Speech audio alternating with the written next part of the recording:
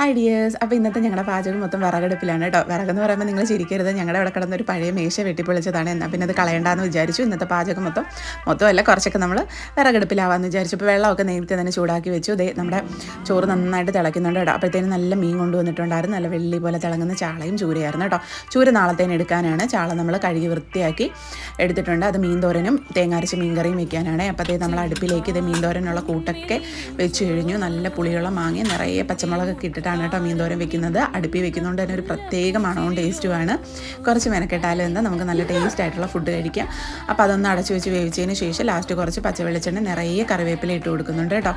അപ്പം ഇതിൻ്റെ റെസിപ്പി ഞാൻ നേരത്തെ വീഡിയോ ഇട്ടിട്ടുണ്ട്. അപ്പോൾ എല്ലാവരും അതൊന്ന് കണ്ടു നോക്കണം. എൻ്റെ വീഡിയോ ഇഷ്ടമായ എല്ലാവരും ലൈക്കും ഷെയറും കമൻറ്റും ചെയ്യുക. ചാനൽ സബ്സ്ക്രൈബ് ചെയ്ത് സപ്പോർട്ടും കൂടി ചെയ്യണം കേട്ടോ. അപ്പോൾ അതേ മീൻ തോരനൊക്കെ നല്ല സെറ്റായി കിട്ടി കേട്ടോ. വെള്ളമൊക്കെ വറ്റി നല്ല മണമാണ് കേട്ടോ വരുന്നത്. പിന്നെ നമ്മൾ സമയം തികയാത്തത് കൊണ്ട് മീൻ കറി ഗ്യാസ് അടുപ്പിലാണ് കേട്ടോ വെച്ചത്.